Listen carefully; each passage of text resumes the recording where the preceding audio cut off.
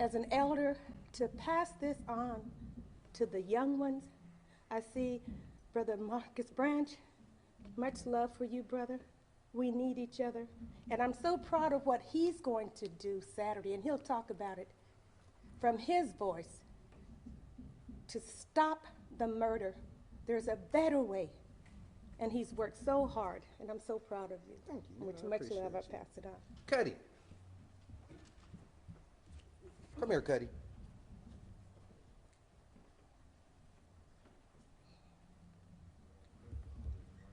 So you got on the right color shorts. Now we make a team, player. Oh, you gotta take your mask off. You gotta show them your face. So, good afternoon, everyone. My name is Royal Harris. I am here as somebody who's been a member of this church since I was 8 months old, who grew up here, who was raised by O.B. Williams. My mom was a church secretary for years, and I'm happy to be here in this place that I've always called home. I'm happy to have my cousin Marcus here, who's experienced the same life as me from a different perspective, but because we had the same grandfather, same grandmother, this is ours. So as I talk about what I'm doing, which is a march against murder, what I'm saying is that we are protesting, we are saying we are against the construct that the premeditated act of taking a life to resolve conflict is not legitimate. Whether it's domestic violence, whether it's gun violence, whatever it is, whether it's anything, the taking of life, the premeditated taking of life is unnecessary. And we've reached an epidemic proportion that is beyond what this city deals with. This is my first cousin. We've been through this with family members, with friends, from the north side of Portland to northeast to the numbers. How old are you now, 50? 48. Oh, you're still a kid. I'm 52. So, we're talking about a collective 100 years of life experience with probably over just as many lives lost. And as black men, what I'm committed to do as a black man is to elevate the voices of black men, black leaders, black women, to say it's time for us to make a decision that we are the creators of the solution for this situation. You know, where are you from, Mama? From Portland. You from Portland? And again, that's it. We're from Portland, different places all over town, but we're here to represent everybody. So what I want to say, there's an important thing I want to say, and I have to say this, because the March Against Murder is for every citizen in Portland, not just black. The reason we are focusing on black men, we are disproportionately dying, and as you can see, we're black.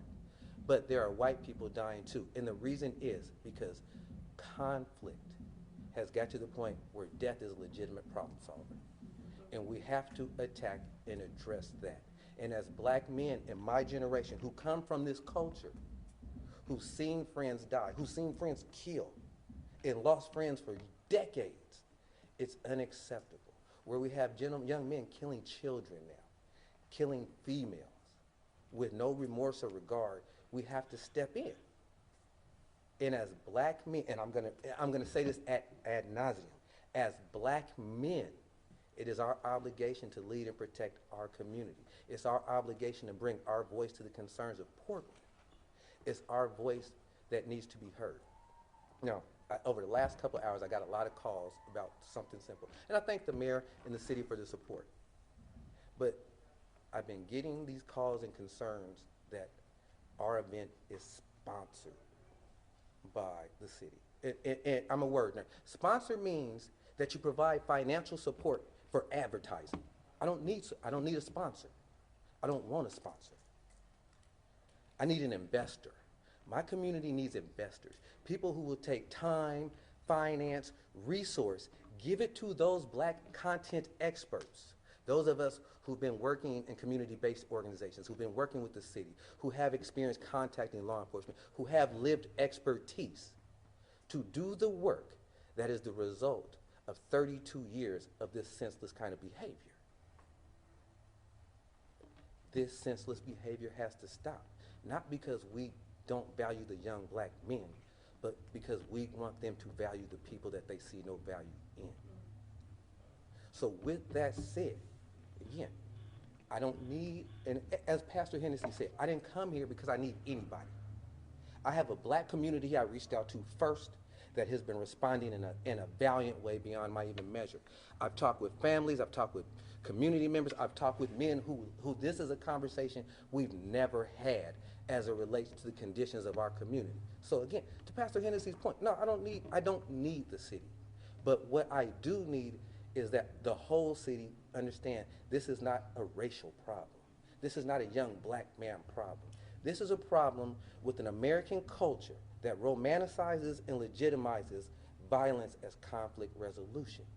At this point, as a black man, part of the community that is most affected by this cold that we call violence, my community is taking a hit like gun violence is COVID. It's not a cold. We get COVID, except it comes in the form of lead. My goal is to change the attitudes because the behavior has to change. We have to start with young people. We have to start with kids. And so part of what we're looking at doing with this march and what we want to talk about and highlight is how do we get academic and institutions to invest in that. So we're looking at K through 5 involvement. That means we're going to do that when we have these young people, we're going to teach them social and emotional intelligence. That as they move to middle school, that we teach them conflict resolution skills. As they engage high school, that we look up and we're teaching them how to mediate. Because the true point is, the highest number of gun victims and the gun perpetrators are between 20 and 34, which means this is an adult problem. And it's an adult problem because we're not doing the right stuff with our young people. So what I ask of all citizens of Portland, black, white, brown, whatever, if you have the opportunity, if you are against in all forms the just senseless murder of people, the taking of a human life for no legitimate reason, I ask you to join us at Peninsula Park, 1 o'clock Saturday. I ask you to commit yourself to that walk from Peninsula Park to Woodlawn Park, where we talk about solutions. And then in the afterward, I ask you, evaluate how you consume violence day to day. Evaluate how it's desensitizing you. If you're white, understand this violence you see that's promoted through the media as a black issue, y'all killing each other too. 89% of victims of violence receive that from people who look just like them. But right now, my biggest thing is join us this Saturday and commit to marching against the senseless, premeditated killing of humans.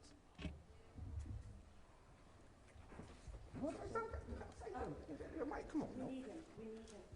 No disrespect to the community leaders or no one that's been putting in their work for years, but I just say it's time to pass the torch. That's all I got to say.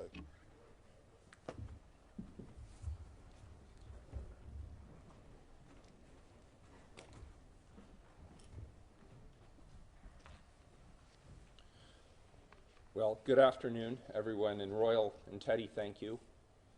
Appreciate what you're doing. And Antoinette, thank you. I'd like to thank Pastor Hennessy for hosting this call to action to address the public health crisis of gun violence, an epidemic that's affecting each and every one of us. Pastor Hennessy is a long-term friend of mine.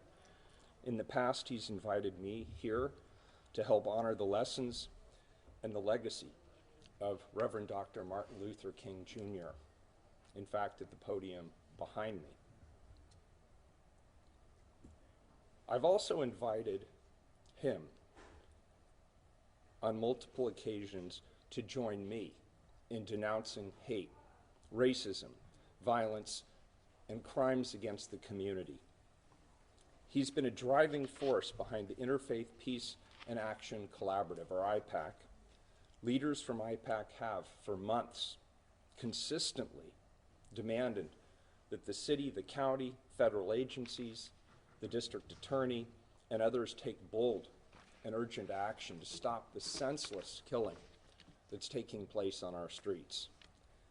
And now, here he is again, someone who just 8 days ago was personally subjected to the pain and the trauma felt by too many when he lost his own stepson to gun violence.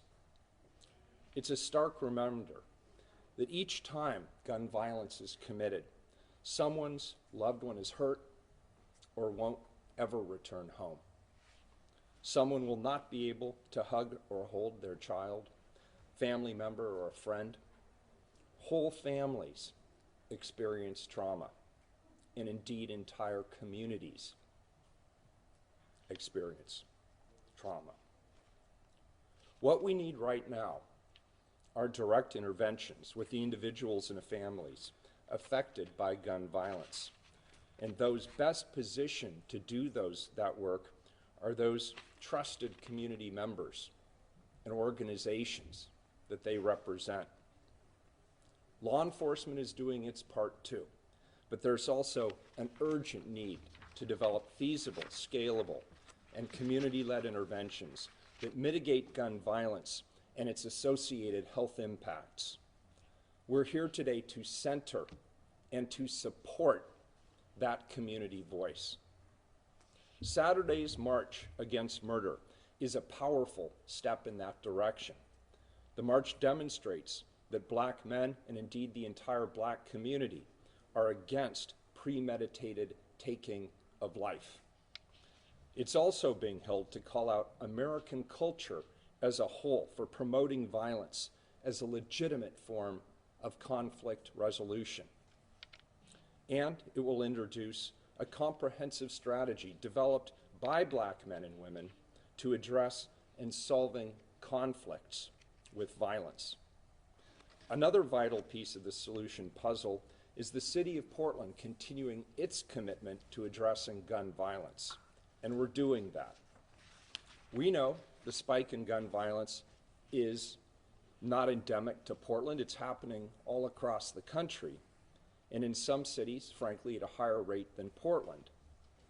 But Portland's crisis is what matters to us, and Portland's crisis is our responsibility to solve. Already this year, we've seen 32 killings, 24 by gunfire. This same time last year, that number was only 4. Our goal is to de-escalate and lower the tensions in community that are feeding this contagious crisis. We've begun putting together the Police Bureau's focused intervention team and the community oversight group that it'll operate under. The intervention team is in the process of being created, and Chief Lavelle will talk more about that when he comes up to the podium. I can also tell you that the oversight group is quickly taking shape and will have its first meeting next week. I want to be clear. I see what others see. People being shot and killed in our community. I'm deeply impacted by the loss of life and the trauma that's currently plaguing our community. More action is needed, and we're working urgently with the community to deliver on that action. I'll now pass this over to Chief Lavelle with updates from the Portland Police Bureau. Thank you for having me here today.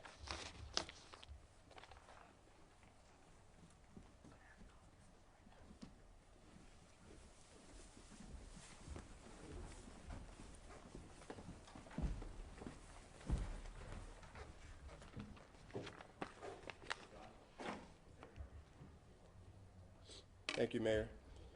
I just want to talk briefly about some of the activities the Portland Police Bureau is engaged in to respond to gun violence in the community. As the Mayor mentioned, we're moving forward with the development of our focused intervention team.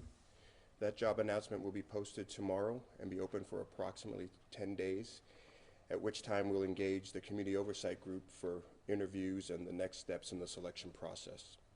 We're continuing to do extra patrols around areas where there are visuals and services and memorials. We've been working in close partnership with our partners on the federal side, the FBI. We'll be out this weekend again with them, responding to scenes of shootings and gun violence with the intention of gathering real-time intelligence and information, which will help us initiate cases quickly and hold shooters responsible. We're working closely with our Office of Violence Prevention and other community partners, and we're, as we always do, giving resources and referrals to folks who we feel might be at risk of gun violence or people who feel they need resources to keep themselves and their families safe. And I just want to let everyone know we're doing this work in response to requests from the community. We're doing it in collaboration with the community, and we're doing it in service to the community. Thank you.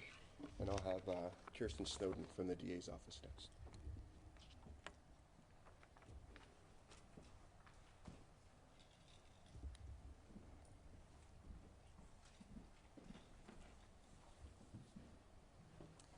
Good afternoon. My name is Kirsten Snowden, and I'm a Chief Deputy District Attorney with the Multnomah County DA's office. I'm here this afternoon on behalf of DA Mike Schmidt, who sends his regrets that he was not able to personally appear. He did, however, want me to convey the fact that combating gun violence and the prosecution of those cases is his #1 priority. Not only is it his #1 priority, we have internally within our office reallocated resources, prosecutorial resources, to give particular focus on all types of shootings, assaults, and homicides. We have recruited over half a dozen additional experienced prosecutors from other areas in our office to focus on these crimes. And we're meeting weekly with our partners, as Chief Lidbell mentioned, both law enforcement, Portland Police Bureau, the FBI, Gresham Police, Multnomah County Sheriff's Office, but also our federal partners at the U.S. Attorney's Office. And we're talking about these cases collaboratively because unfortunately many of them are connected to one another. So we are working together to put together the pieces that perhaps not every investigator has because they may not have all the information from a different shooting that might be related, but might, with the collaboration, provide important information that can help turn a case that is not prosecutable into one that is. Since we've been meeting weekly with our partners in January, we have been able to successfully prosecute over 50 cases that may not, or at least initiate prosecution of over 50 cases that may not have been prosecuted or able to be prosecuted previously. So again, this is our #1 priority. We are dedicated to this work. We will prosecute vigorously all serious firearms cases within Multnomah County, and we're encouraging the public to rally behind community members in police in support of these prosecutions and investigations. Thank you.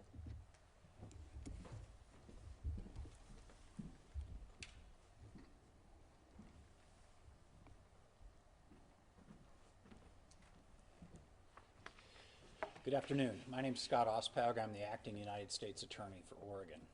As the Chief Federal Law Enforcement Officer for the state, my job, #1, is to protect the community. And as mentioned by the other speakers, we have banded together to identify gun violence as the #1 priority for all of our offices. The way we're doing that is a collaborative approach, and we must work collaboratively for this program to work. With our other federal partners, who include the FBI and the Bureau of Alcohol, Tobacco, and Firearms, we are working on a number of projects along with the Multnomah County District Attorney's Office and the Portland Police Bureau. Those include the Safe Streets Task Force. The Safe Streets Task Force is being used to bring in the FBI, as you've heard, to work evening shifts on the street for intelligence and law enforcement purposes. The ATF will be used to use their analytic skills to identify weapons that are being used over and over and over again in multiple crimes. Find out where those weapons are coming from and seize those weapons and get them off the street. This is a regional approach, and it's a multi-jurisdictional approach that's going to require each of our offices to bring cases where we can. As Ms. Snowden has mentioned, the Multnomah County District Attorney's Office has brought a number of cases, and so have we. We have opened over 20 investigations so far since January on gun crimes. Those include felon possession, illegal possession of firearms, as well as other gun-related charges. We also, in collaboration with our Multnomah County partners, are meeting weekly to discuss cases, and through that process have identified additional cases, and over 50 individuals have been charged out of this weekly case review that's being done. What we know is that these shootings are colorblind. We hear the stories of the shootings and retaliatory shootings that are taking place, but gun violence is a community-wide problem, and it's a problem that needs to be addressed by all of us. I applaud the March Against Murder coming up on Saturday and ask all of us, from faith communities, nonprofits, governments, and law enforcement, to work together to solve this problem so that our community can again be viewed as a safe place to raise our families and for visitors to come.